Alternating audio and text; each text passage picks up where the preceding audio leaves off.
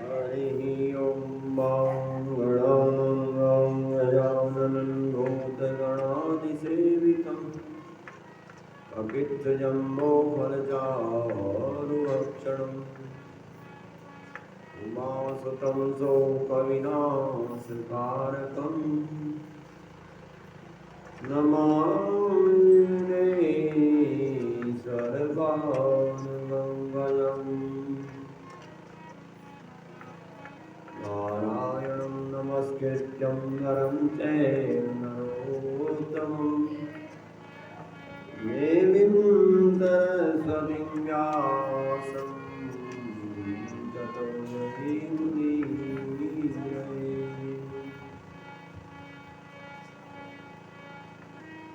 वराहमिहिरं नटवरवपुः कर्णिकारम् बिभ्रद्वासनकमिदं वैजयन्तीं तमाम् चन्द्रानगाणिनदनया पूरयन् वन्दे सुन्दारण्यं स्वपदरवनं प्राविशद्गीते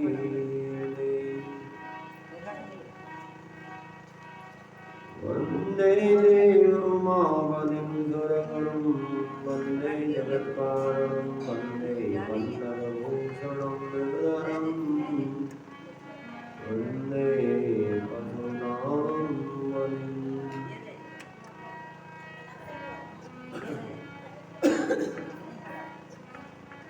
वन्दे सूर्यशशाङ्कवन्यनयनं वन्दे मुकुन्दप्रियम् वन्दे भक्तजनं श्रियं वन्दे शिवं शङ्करम्।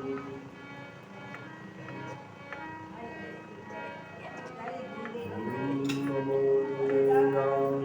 वन्दे फुल्लारविन्दयातपत्रनेत्रौ शयेन त्वया वार्तसेन पूर्वं प्रजानितो मया देवा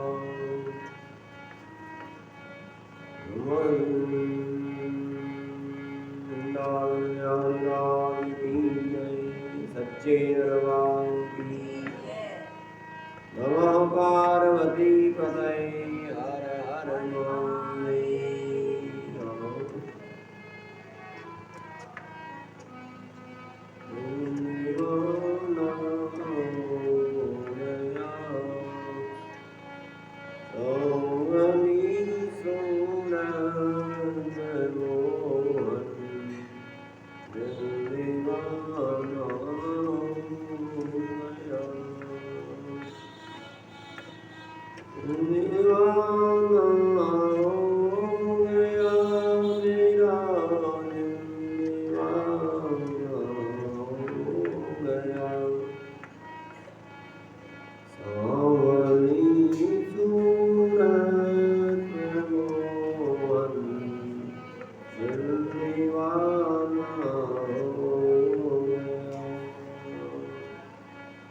एक तो तेरे तिरछे जरा कानन लगा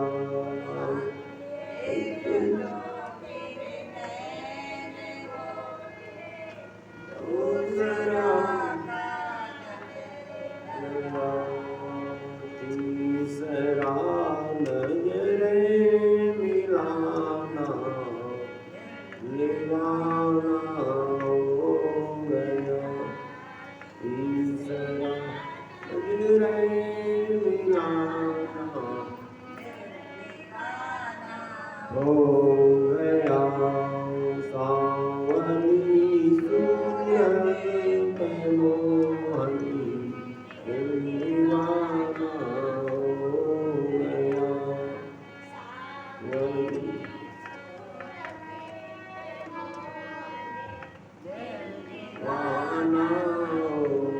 गया एक तो तेरे होंठ पतले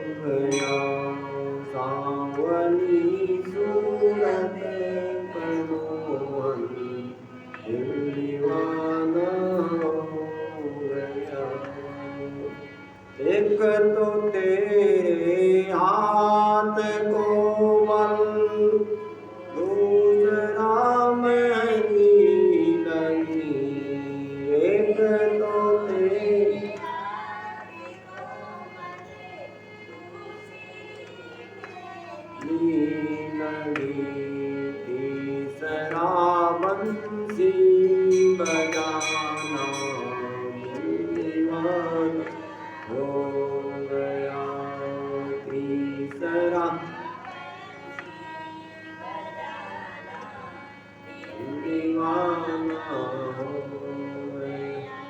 सावनी सूरत मोहन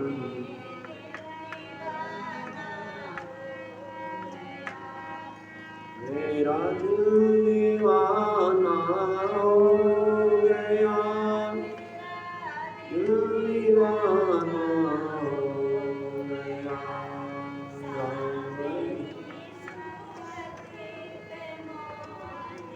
और ये है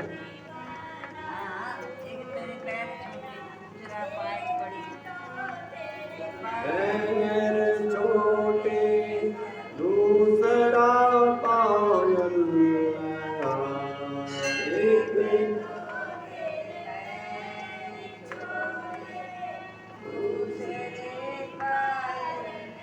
लगा तीसरा दीवाना हो गया।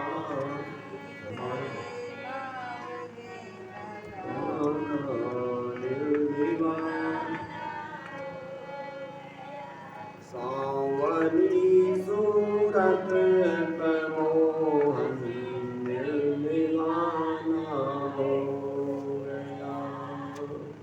बोलो बंसी वाले की जय, की जय। बंसी वाले की कथा सुनाई जाए देव महापुराण में है। वसुदेव देवकी के बारे में व्यास जी ने बताया। अधकाले संप्राप्ते देवकी देवरूपणी गर्भधारणा वसुदेवेन संगतः। व्यास जी जन्मेजय को बताते हैं जब वसुदेव और देवकी ने जब गर्भ धारण किया, 10वां महीना पूर्ण हुआ, उसने एक सुंदर पुत्र को जन्म दिया। और जब पुत्र का जन्म हुआ है तो वसुदेव जी ने जो सत्य वचन दिया है, उनके बंधन में बंधे हुए थे, और माता देवकी से कहा, तुम जानती हो कि मैं अपने सारे पुत्रों को कंस को देने की प्रतिज्ञा कर चुका हूँ, और तभी मैंने उस समय तुमको कंस के उससे छुड़ाया था, नहीं तो कंस तुमको उसी समय मार डालता। जब मैंने कहा कि सारे पुत्र ला करके दूंगा, तब जाकर के तेरी जान बच गई। अब तेरा पहला पुत्र हुआ है तो इसको कंस को देना पड़ेगा।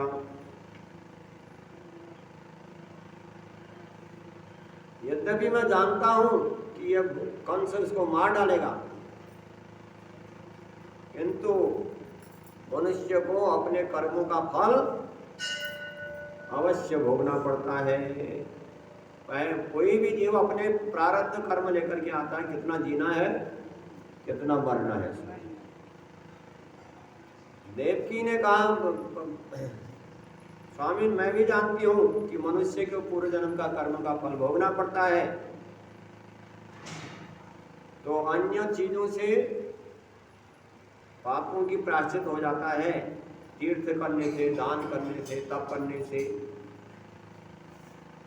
तो अनेक प्रकार की प्रायश्चित की विधि बताई है। अगर आप इसको नहीं भी देंगे, जो पाप लगेगा आपको, उस पाप को दूर करने के लिए आपको जो है प्रायश्चित, अनेक प्रकार के जो प्रायश्चित बन गए हैं उनसे काम बन जाएगा।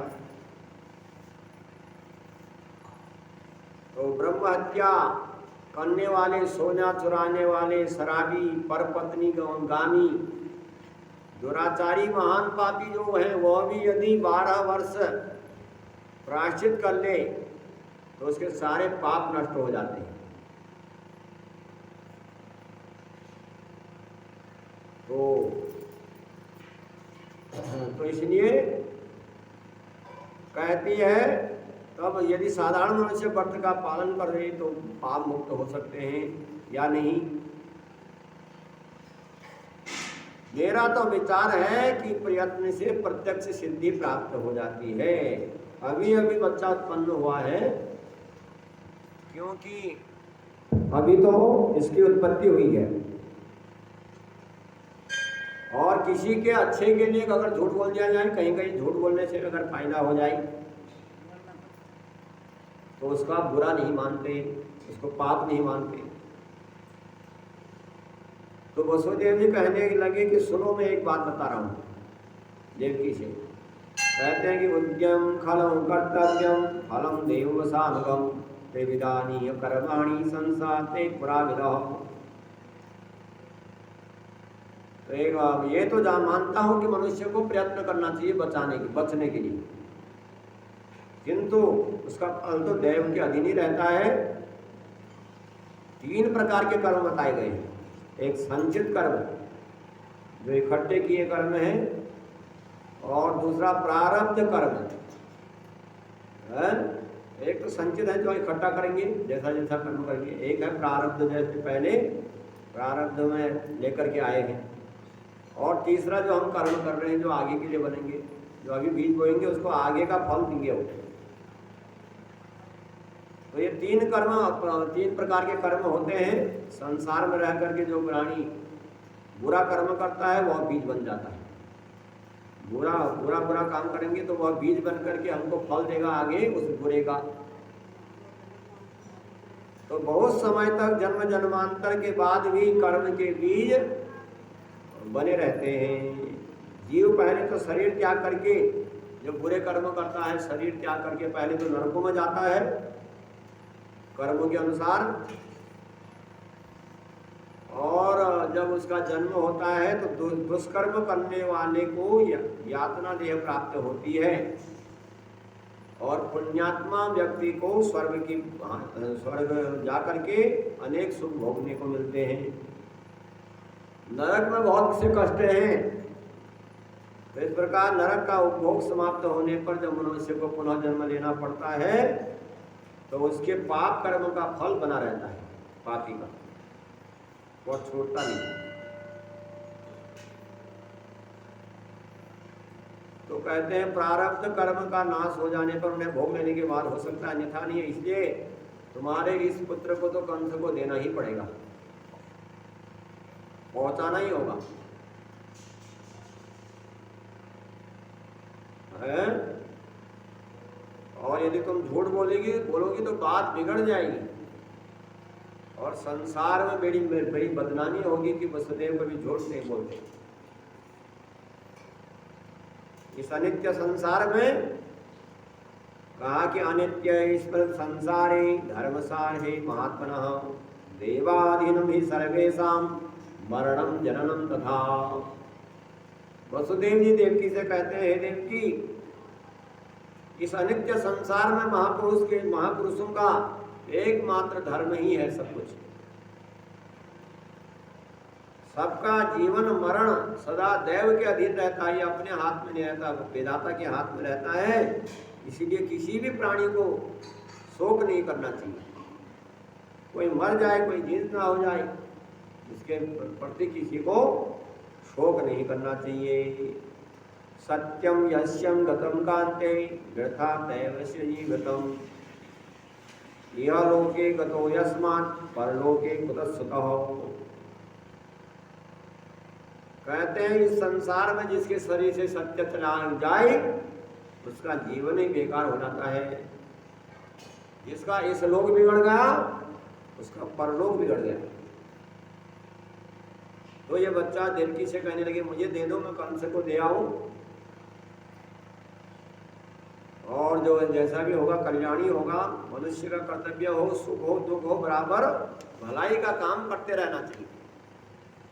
चाहे दुख भी आ जाए तब भी किसी का बुरा नहीं करना चाहिए। व्यास जी कहते हैं अपने पति की इस बात सुन करके देवकी के हाथ कांपने लगे बच्चे को देते हुए। नवजात शिशु अभी अभी बच्चा पैदा हुआ है, वसुदेव जी को दे दिया, और वसुदेव जी उस अबोध बालक को लेकर के कंस की महल की तरफ चढ़ पड़े। रास्ते में जो जितने लोग मिल रहे थे सब सराहना कर रहे थे वसुदेव की, कितने सत्यवादी हैं वसुदेव, कि कंस से कहा था कि सबको दूंगा तो एक एक करके दे रहे हैं। लोग बड़ी यश गा रहे थे, वसुदेवम वसुदेव पश्यन्तु वसुदेवम भो लोकानां मनस्वनी। तो सब लोग कह रहे हैं परमात्मा वसुदेव अबोध बालक को लेकर के, हे मनुष्यों देखो तो सही, अभी नादान बच्चे को मृत्यु के मुख में डालने जा रहे हैं वसुदेव जी। क्यों? क्योंकि ये सत्यवादी है, ये कभी झूठ नहीं बोलते, इन्हीं का जीवन सफल है, इनका अद्भुत कर्म का फल देखो, अधर्म का पालन का अनर्थ जो देखो, जो अपने पुत्र को कंस को देने जा रहे हैं। तो व्यास जी कहते हैं कंसो विषय प्राप्ता यस्य पुत्रम यतम कंसा धातुम फलमितिहो। व्यास जी कहते हैं कि हे महाराज जन्मेजय, इस प्रकार लोगों द्वारा प्रशंसित होते हुए वसुदेव कंस के घर पहुंचे और भीतर जाकर के उन्होंने कुमारम जात्रमानसम कश्यो कंसोपि विषय प्राप्त दृष्टुम धैर्य महात्मना। अंदर कंस बैठा हुआ था और उन्होंने कंस को बच्चा दे दिया वसुदेव जी ने, और वसुदेव जी कंस को बच्चा दे करके धैर्य जो है, वसुदेव जी का धैर्य देकर के कंस को बड़ा आश्चर्य हुआ।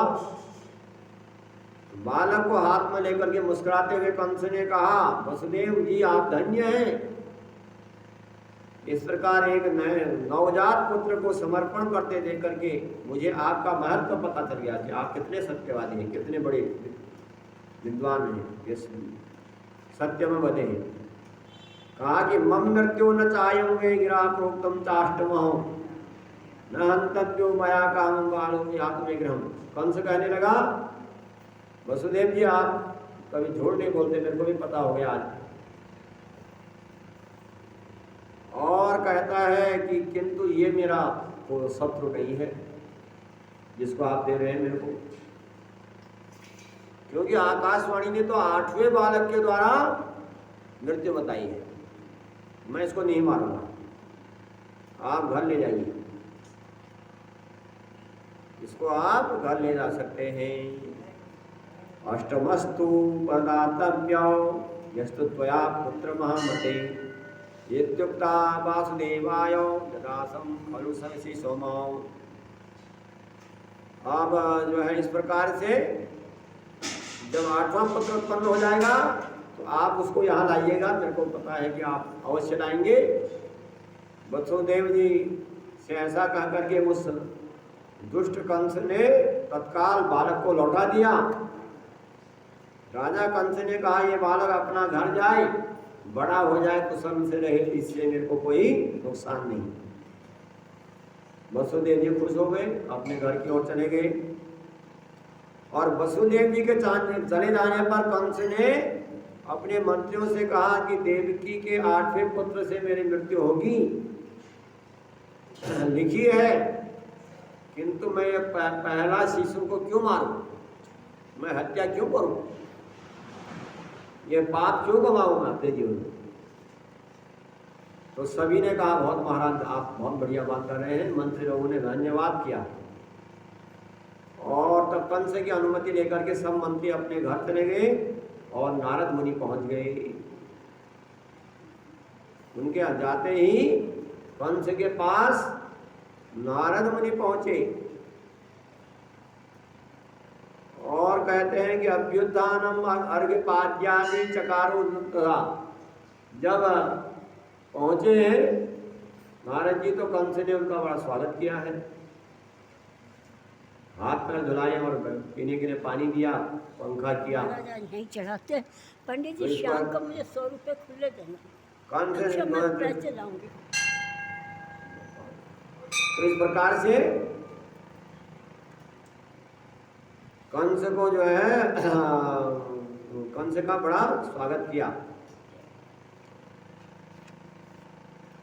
और आने का कारण पूछा कंस ने। तब नारद ने मुस्कुरा करके कहा, नारद जी कहते हैं कंस कंस महाभागो गतो हम हिम पर्वतम तत्र ब्रह्मादो देवा मंत्र चक्र समाहिता। कंस ने उठकर जो है नारद जी ने मुस्कुरा करके कहा, महाभाग कंस, मैं सुमेर, कहाँ से आ रहे हो? नारद जी से पूछा कैसे आना हुआ? तो नारद जी कहने लगे, मैं सुमेरु पर्वत पर गया था, वहाँ ब्रह्मा आदि देवताओं से मीटिंग हुई है मेरी, मंत्रणा, और वहाँ सब लोग कह रहे थे कि कंस का वध करने के लिए वसुदेव की पत्नी देवकी के गर्भ से भगवान विष्णु अवतार लेंगे। और इतना आप जानकारी, आप नीतिज्ञ होते हुए भी आपने वसुदेव के पुत्र को क्यों नहीं मारा? आपने वापस करा दिया, क्या मतलब? तो कंस कहने लगा, महाराज बात सुनिए। कहते अष्टमस्तुम हनिष्येहम मृत्यु में देवभाषितम। कहते कि 8वें गर्भ से मेरी मृत्यु लिखी है देववाणी के द्वारा। तो 8वें को मैं अवश्य मार डालूंगा। नारद जी बोले कि आप राजनीति को, इसके मतलब जानते नहीं आप कुछ, राजनीति के चक्कर में आप अनभिज्ञ है ऐसा लगता है, तो नहीं जानते। तो कहा, माया बलम च देवानां न देवेन्द्रसि वदामि किं विपुलं सुरेण न मोक्षं सुममक्षतः। आप देवताओं की माया को नहीं जानते हैं, मैं क्या कहूँ आपके लिए? आपकी बुद्धि खराब हो गई है। अपना कर्तव्य, भला चाहने वाले का कर्तव्य होता है कि अपने छोटे छोटे शत्रु को भी न छोड़े। अगर गणित शास्त्र की परिपाटी के अनुसार देखा जाए तो कहते हैं कि सभी पुत्र 8वें हो सकते हैं। 8वें से 8वां भी 8वां हो सकता है, दूसरे से दूसरा भी 8वां हो सकता है? अगर गुलाब का फूल ले लिया जाए उसमें, तो कहाँ से एक गिनेंगे? कहते हैं कि 1 2 3, उसमें तो सभी जगह से गोलाकार बना जाए तो कहाँ से गिना जाए 8वां? तो कहा कि वह कोई भी 8वां हो सकता है, कोई भी तुम्हारा काल बन करके आ सकता है। तो इसलिए कहा कि आपने ये बड़ी मूर्खता वाली काम कर ली। तो नारद जी ऐसा कह करके चले गए। कंस को जो दे दिया था बच्चा वापस, और कंस को भड़का करके चले गए। कंस ने वापस मंगवा लिया रास्ते में से, बुलाओ वसुदेव को और बालक को मत बुलाओ, और पत्थर पर पटक करके मार डाला। ये सब होनहार थी, क्योंकि ये तो होना ही था, है? क्योंकि जो श्राप है, श्राप तो लगाऊंगा इनके तेरे सारे पुत्रों को मारा है। वशिष्ठ जी के अनुसार जो गाय का बच्चा रह गया है, तो कहा कि पत्थर पर मार डाला पटक करके कंस के द्वारा, और मूर्ख कंस को बड़ी चैन मिला। तो राजा जनमेजय जी ने कहा, पूछा, जब व्यास जी ने इतना बताया तो जनमेजय पूछने लगे कि किम कृतम पातकेन भला केनम पितामह यज्जातो निहतं तेन दुरात्मनः। अब जनमेजय पूछते हैं कि वह बालक ने कौन सा पाप किया था जो मारा गया? ये अभी तो बच्चा जन्म हुआ था, उसने कौन सा पाप किया अपने जीवन में, जिसने अभी कुछ किया ही नहीं है? नारद जी असाधारण ज्ञानी थे, इतने ब्रह्म ज्ञानी होते हुए भी उन्होंने पाप कर्म करने के लिए कंस को क्यों उकसाया? वो तो चाहते तो बचा सकते थे, किसी के प्राणों के संकट में लिखा गया कि उसको झूठ में बोला जा सकता है, तो यहाँ पर उन्होंने क्यों किया पाप? पाप करने वाला कराने वाला दोनों महान पापी होते हैं।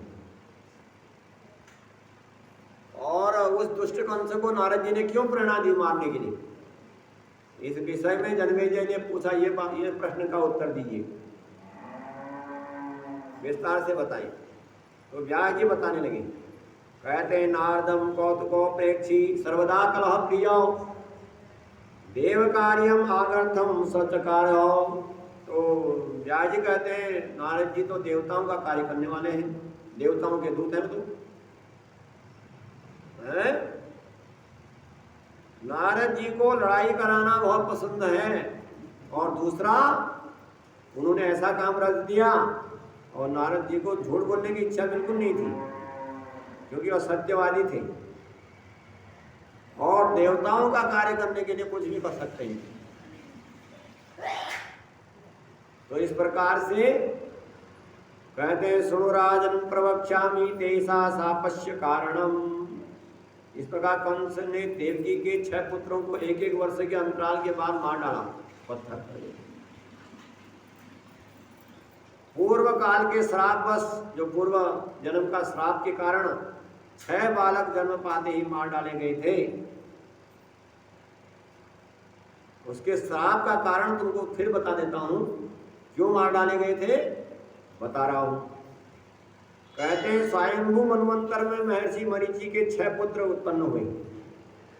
पहले की घटना तो हमने आपको बताई दी कि 6 पुत्रों को मारने का। यहाँ दूसरा कारण बताते हैं, कहते हैं महर्षि मरीचि के 6 पुत्र उत्पन्न हुए। ये मुनिराज मरीचि की पत्नी पूर्णा के गर्भ से जन्मे थे। मरीचि की जो पत्नी है पूर्णा नाम की, उसकी पत्नी, उससे 6 पुत्र उत्पन्न हुए। धर्मशास्त्र के विद्वान थे। जब ब्रह्मा जी अपनी पुत्री को देख करके आसक्त हो गए, सरस्वती को देख करके, तब 6 उनको देख करके हंसे थे ब्रह्मा जी पर कि ब्रह्मा जी ने सृष्टि बनाई और पुत्री बनाई और पुत्री पर ही आसक्त हो गए, संसार में क्या हालत है। तो सब जोर जोर से हंसने लगे थे ब्रह्मा जी को देख करके, और ब्रह्मा जी ने श्राप दे दिया कि तुम मेरे को देख करके हंस रहे हो, तुम नष्ट हो जाओगे, तुम जा करके तुम्हारा पतन हो जाए, तुम दैत्य योनि में जाकर के जन्म लो। तो वह 6 पुत्र जो वरुणा के जो थे, वह 6 काल नेमी के पुत्र हुए। और दूसरे जन्म में हिरण्यकश्यपु के घर जन्मे, वही वरुणा के गर्भ से जो 6 पुत्र हुए, पहले जन्म में कालनेमी के पुत्र हुए, और दूसरा अगला जन्म हिरण्यकश्यपु के घर में जन्म हुआ। और पूर्व जन्म के भाई से 6 ने जन्म में बड़े ज्ञानी हुए, और इस जन्म में शांत स्वभाव से एकाग्र होकर के तप करने लगे। तब ब्रह्मा जी प्रसन्न हो गए और उन 6 को वरदान दे दिया कि मैंने पहले तुमको श्राप दे दिया था कि तुम नष्ट हो जाओगे, किंतु मैं आप तुम पर प्रसन्न हूँ कि तुमने बड़ी भारी तपस्या की है, तो जो इच्छा है वरदान मांगो। तो ब्रह्मा जी के वचन सुनकर के वह 6 जो है बोले, जो हिरण्यकश्यप के 6 पुत्र थे। जब उन्होंने ब्रह्मा जी की बड़ी तपस्या की, तो ब्रह्मा जी ने कहा वरदान मांगो, क्या चाहिए, क्योंकि तुम्हारे वरदान उसे मैं बहुत प्रसन्न हूं।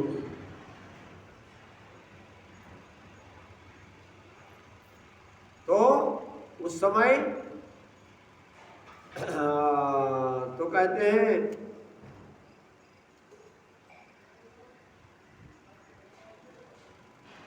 अब वो कहने लगे, 6 कहने लगे, हमको ऐसा वरदान दो हे ब्रह्मा जी, कोई हमको न मार पाए, मनुष्य, नाग, गंधर्व, बड़े बड़े सिद्धि भी हमको न मार सके। तो ब्रह्मा जी ने कहा तुम जो चाहते हो सब हो जाएगा। हे महापुत्रो, तुम लोग जाओ, मेरा वरदान सत्य होगा। ब्रह्मा जी ने वरदान दे दिया, तुम किसी के द्वारा नहीं मारो जाओगे, न मनुष्य के द्वारा, न गंधर्व के द्वारा, न किसी के द्वारा। तो वरदान की बात सुनकर के हिरण्यकश्यपु बहुत नाराज हुआ अपने पुत्रों पर, और 6 पुत्रों से कहा, हे पुत्रों, तुमने मेरी अवहेलना करके देवताओं को प्रसन्न किया है, हम तो राक्षसों का मनाने वाले हैं, तुमने ब्रह्मा जी को प्रसन्न किया है, और उनसे वरदान पार करके तुम बलवान हो गए हो, और तुमने पिताजी का स्नेह ठुकराया है, इसलिए मैं तुमको त्याग करता हूँ। तुमने पिता की बात नहीं मानी, तुम यहाँ से जाओ, पाताल लोक चले जाओ, और इस पृथ्वी पर तुम लोग षडगर्भ नाम से विख्यात होंगे, और पाताल में तुम लोग बहुत नींद में पड़े रहोगे। तदंतर बारी बारी से प्रतिवर्ष देवकी के गर्भ से तुम उत्पन्न होते रहोगे। हिरण्यकश्यप ने अपने पुत्रों को ही श्राप दे दिया कि पाताल लोक में तुम नील में पड़े रहोगे और हर वर्ष एक एक करके देव की गर्भ के गर्भ में उत्पन्न होते रहोगे। और पूर्व जन्म का तुम्हारा पिता तब कंस के नाम से उत्पन्न होगा, हिरण्यकश्यप है पूर्व जन्म का, और जन्म लेते ही तुमको मार डालेगा। तो कहते हैं हिरण्यकश्यपु के श्राप के कारण वही हिरण्यकश्यपु के 6 पुत्र हर वर्ष देवकी के गर्भ से आते रहे, और कंस ने पूर्व श्राप के कारण देवकी के 6 पुत्रों को मार डाला, और छठा 7वें देवकी के माता के गर्भ में शेषनाग के अंशावतार बलभद्र आए 7वें में। और जब बलभद्र आए तो कहते हैं विषम करो योगमागमाय नीति रोहिणी गर्भे हत्वा संकर्षण बला। तो 7वें में तो भगवती योग माया ने उनके योग बल से अपने उस गर्भ को गिरा दिया। देवकी के गर्भ से 7वें बालक का जन्म वो हुआ, तो योग माया ने अपने प्रभाव से उस गर्भ को गिरा दिया, और उस गर्भ को भगवान संकर्षण खींच करके रोहिणी के गर्भ में पहुंचा दिया। उधर तो बात फैल गई कि 5वें महीने में देवकी का गर्भ गिर गया। देवकी का गर्भपात का समाचार कंस को मिला तो बहुत प्रसन्न हुआ कि 7वां अपने आप मर गया है। और तब देवकी के 8वें गर्भ से जो संतान होने वाली है तो भगवान विष्णु विराजमान हो गए 8वें गर्भ में।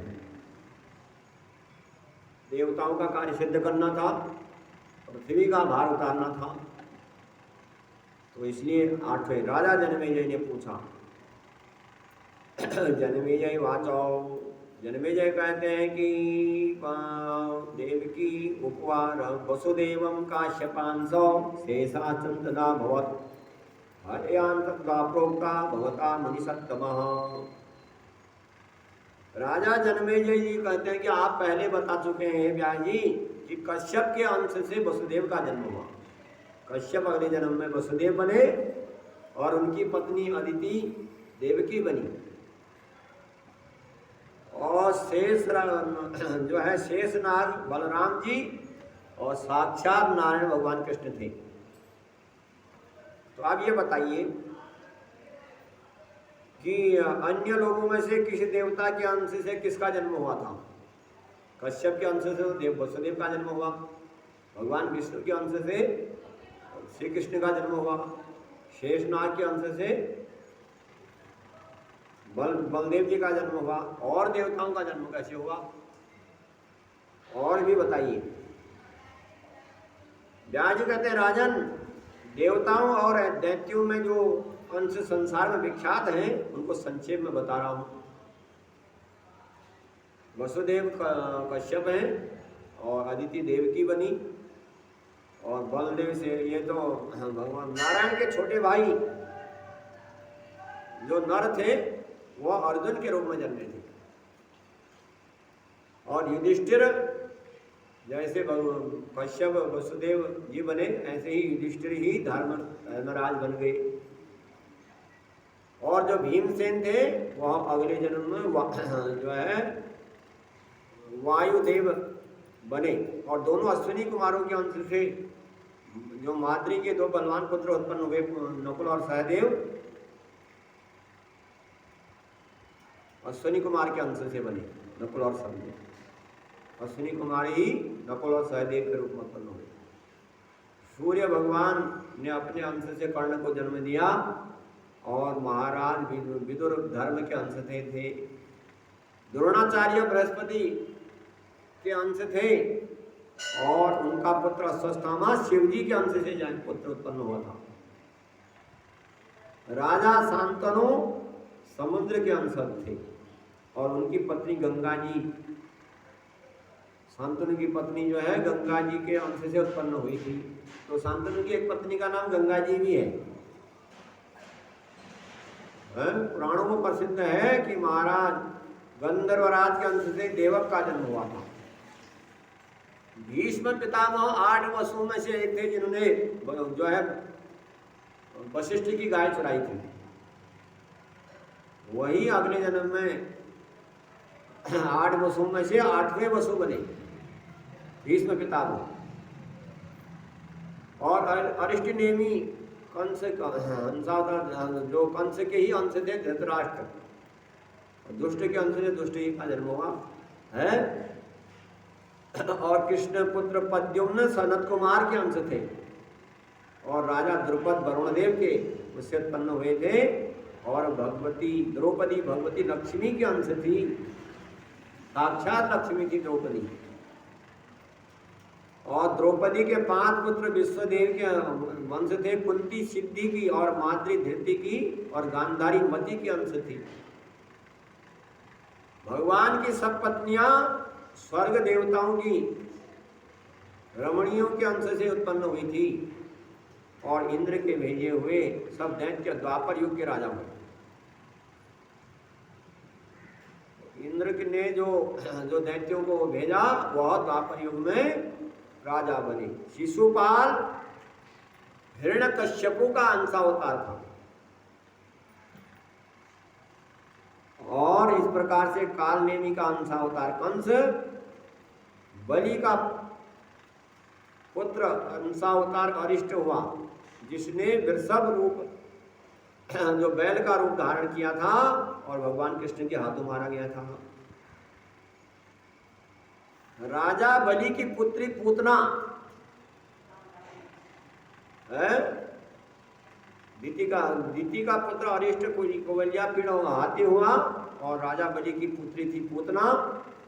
और बलि का अंत्यतम पुत्र था वृकासुर। और अश्वत्थामा शिव जी का अंशावतार, उसमें यम रुद्र काम क्रोध ये चारों अंश विद्यमान थे। तो पूर्व काल में जो द्वापर युग के जो दैत्य थे, जो पूर्व मतलब त्रेता के जो दैत्य थे द्वापर युग में राजा बने हुए। और पृथ्वी का भार उतारने के लिए सभी देवताओं को अपने अपना अंश से पृथ्वी पर आना पड़ा था। हे जन्मेजय, अनेक पुराणों में देवताओं और दैत्यों का अंशावतार का जैसा वर्णन किया है वो आपको सुना दिया है। जब ब्रह्मादि देवताओं ने प्रार्थना की पृथ्वी का भार उतारने के लिए कि आप पृथ्वी में अत्याचार बढ़ गया है, तो भगवान विष्णु शेषनाग के अंशावतार थे। जो प्राणी भक्ति भाव से अंशावतारों की कथा सुनते हैं उनके पाप नष्ट हो जाते हैं, उनके परिवार सुखी हो जाते हैं, जो भगवान के अंशों का अवतार की कथा सुनते हैं। तो व्यास जी कहते हैं माता देवकी के 6 पुत्रों का वध, 7वां गर्भ गिर जाने के बाद उग्रसेन का पुत्र कंस नारद जी के कथनानुसार अपनी मृत्यु के संबंध में भली भांति विचार करके सावधानी के साथ 8वां गर्भ गिरने का बचने का उपाय करने लगा। कहने लगा ये गर्भ नहीं गिरना चाहिए, 7वां गिर गया था। तो भगवान विष्णु वसुदेव के द्वारा देवकी के गर्भ में प्रविष्ट हो गए। उधर भगवती योग माया देवताओं का काम पूरा करने के लिए अपने इच्छा से यशोदा के गर्भ में प्रविष्ट हो गई, महामाया भगवती। और गोकुल में वसुदेव की दूसरी पत्नी थी रोहिणी। वसुदेव की 2 पत्नियां देवकी और रोहिणी, और जो कि गोकुल में रहती थी। रोहिणी के गर्भ से बलराम जी उत्पन्न हो गए, जो खींच करके रोहिणी के गर्भ में डाल दिए गए थे योग माया के द्वारा। क्योंकि कंस के डर से वसुदेव ने पहले ही गोकुल में नंद जी के घर पहुंचा दिया था। तो देवताओं की आराधनिया देवकी को कंस ने कारागार में बंद करके उनके देख रेख के लिए बहुत से संतरियों को, पहरेदारों को नियुक्त कर दिया। और अपनी प्रियतमा पत्नी देवकी का पुत्र प्रसव का बात का ध्यान रख करके उनके प्रेम फांस में बंद करके वसुदेव जी उनके साथ कारागार में रहने लगे। देवताओं का कार्य बनाने के लिए देवकी के गर्भ में पहुंचे हुए भगवान विष्णु की सब देवता स्तुति कर रहे थे। और गर्भ आगे बढ़ते जा रहा है, 1 महीना, 2 महीना, 3 महीना, और जब कंस का जब 10वां महीना पूरा हुआ तो दक्षिणायन का समय था, सूर्य उत्तर और भाद्रपद का महीना, और भाद्रपद की कृष्ण पक्ष की अष्टमी तिथि आई। तब डर के मारे कंस ने दानवों से कहा 10वां महीना पूर्ण होने वाला है, तुम लोग चौकसी रखना। गर्भवती देवकी रहती है कारागार में, क्योंकि देवकी के 8वें गर्भ से ही मेरा प्रबल शत्रु है, तो इसकी सावधानी से रक्षा करना। अभी मैं बड़े संकट में हूं, कहता है, अभी तुम मेरे लिए काम कर दो। देवकी के 8वें गर्भ को मार डालने के बाद तुम सोते रहना, अभी सोने का भी समय नहीं है। और तब मेरे को भी नींद आएगी, नहीं तो मेरे को बिल्कुल नींद नहीं आती है। जैसे माता तो इस प्रकार से तो नींद में डाल देती है वह महामाया। या देवी सर्वभूतेषु निद्रा रूपेण संस्थिता। तो नींद की झपकी ना आए किसी को, पहरेदारों से कहा। ऐसा आदेश देकर के चिंता के कारण बड़ा कमजोर पड़ गया है कंस, और चले गया, चैन नहीं मिला, कभी छत पर जाता है, कभी नीचे जाता है, कभी अंदर कभी बाहर। और ठीक आधी रात के समय में देवकी ने वसुदेव से कहा, महाराज समय आ गया है जन्म का बालक का, क्या करूं? कारागार में चारों तरफ पहरेदार बैठे हैं, हजारों की संख्या में, और कारागार में आने के पहले ही नंद की पत्नी यशोदा से एक बात निश्चित हो चुकी थी। अब यशोदा ने कहा था कि मेरे घर भेज देना अपने पुत्र को। मैं कैसे भेजूं, यहाँ तो पहरेदारों का तांता लगा हुआ है, चारों तरफ से कंस ने पहरेदार लगा रखे। और यशोदा के साथ जो बातचीत हुई थी वो कैसे पूरा होगा? तो जब देवकी ने कहा था कि तुम मेरे घर पहुंचा देना अपने बच्चे को, मैं पालन पोषण करूंगी और कंस को विश्वास दिलाने के लिए अपना संतान दे दूंगी। अब मेरे को क्या करना चाहिए? देवकी कहती है वसुदेव से, ये दोनों संतानों की अदला बदली कैसी होगी? कैसे यशोदा के घर वहां चले जाएंगे, कैसे वहां से वापस आएंगी संतान? और मुझे बड़ी शर्म आ रही है, प्रसव का समय है, आप जरा वो उधर को कर लीजिए, है?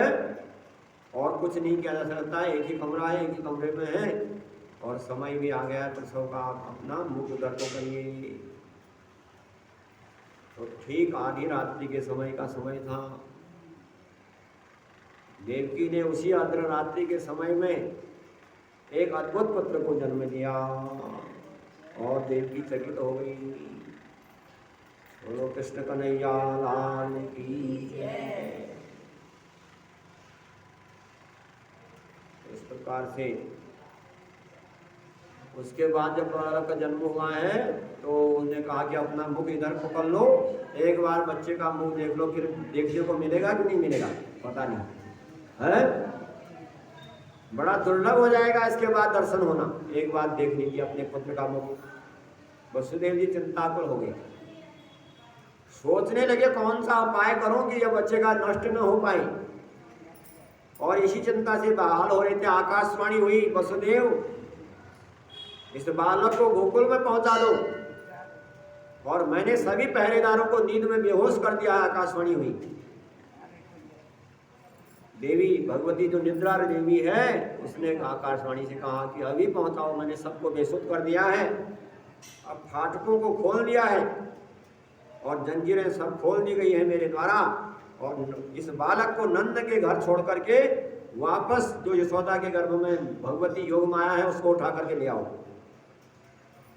वसुदेव जी तुरंत बालक को लेकर के खड़े हो गए, और सभी देखा कि सभी फाटक खुले हुए थे, और बालक को द्वारपालों से नजर बचाते हुए तुरंत कारागार के बाहर हो गए। और यमुना जी के तट पर पहुंचे, देखा कि यमुना जी उफान मार रही है, क्योंकि बारिश के दिन में सावन भादों का वर्षा का महीना होता है। तो गोकुल जाना था, अब जल में उतर पड़े, जैसे तैसे जो भी होगा छलांग लगानी चाहिए। और यमुना जी के केवल अब जब पैर रखा है और बच्चे का पैरों पर स्पर्श हुआ है तो यमुना जी का जल बिल्कुल कम हो गया, कमर तक आ गया है। तो तुरंत योग माया उनके वहां पर मार्ग में चलते हैं, गोकुल में पहुंच गए यमुना के जल को पार करते हुए। और नंदराज के घर के दरवाजे पर पहुंच करके देखा कि उस समय यशोदा के घर में से योग माया के अंश से उत्पन्न हुई है त्रिगुणात्मिका जगती भगवती का जन्म लिया है। तो जन्म लेते ही दाई रूपदानी भगवती ने ला करके वसुदेव जी के हाथ में रख दिया दाई ने, और वसुदेव जी ने भी अपने बालक को उस दाई को दे दिया हाथों में। उस बालिका को लेकर के तत्काल वहां से चल पड़े। अब उनकी अंतरात्मा निहाल हो रही थी। कारागार में पहुंच करके वसुदेव जी ने बालिका को देवकी के सैया पर सुला दिया और डर करके चिंतातुर होकर के एक ओर बैठ गई। एक काम तो हो गया, लेकिन दूसरे काम के लिए बेचैनी हो गई कि कंस आएगा तो कन्या को मार डालेगा। तो कन्या बड़ी जोर जोर से रोने लगी। जब सुना रोने की आवाज तो कंस के पहरेदारों को जो नींद में बेहोश कर दिए थे सब होश में आ गए, और सबने कंस को समाचार दिया कि देवकी का पुत्र उत्पन्न हो गया है महाराज, आप जल्दी चलिए कारागार में। तो दरवाजा खुला देख करके वसुदेव जी को बुलाया। कंस बोला, वसुदेव जी देवकी का बच्चे को ले आइए, देवकी के 8वें बालक की मेरी मृत्यु है, मैं आज इसको समाप्त कर दूंगा। व्यास जी कहते हैं कंस के वचन सुन करके वसुदेव जी के नेत्र जो है चलने लगे, चक्कर खाने लगे। और वसुदेव जी ने बालिका को ला करके कंस के हाथों में रख दिया और रोने लगे। और बालिका को देख करके कंस हंस रहा है और आश्चर्य में पड़ गया। सोचने लगा कि आकाशवाणी ने तो आपको कहा था कि 8वां पुत्र होगा, ये तो 8वां कन्या है, ये कैसे हो गया? क्या नारद जी की वाणी जो है झूठी हो सकती है? कभी नहीं हो सकती। तो कैसे बालिका आई, ये काम कैसे हुआ? तो आप कहने लगा कि आप संदेह करना बेकार है, जल्दी मार डालना चाहिए, इस चक्कर में पड़ा रहूंगा कहीं मैं ही न मारा जाऊं है। तो उस निर्दयी ने अपने कुल कलंक के कंस ने बालिका के पैर पकड़ लिए और घुमा घुमा करके पत्थर पर पटक करके दे मारा। किंतु जब कन्या को पटक करके मारना चाह रहा था तो कन्या बीच में से फिसल करके आकाश मार्ग की तरफ उड़ गई है कन्या उसके हाथ से। और कन्या बोली, अरे पापी, मुझे मारने से तेरे को कोई लाभ होने वाला नहीं है, तेरा शत्रु तो उत्पन्न हो चुका है, तेरे को मारेंगे। और भगवती ऐसा कह करके आकाश मंडल पर चले गई और कंस आश्चर्य में पड़ गए। और इस प्रकार से कथा बताई जा रही है। अब समय इतना ही है, कल के उसमें बोलो वृंदावन बिहारी राम की जय, जगदम्बा दरबार की जय। कथा विसर्जन होते है सुनो ही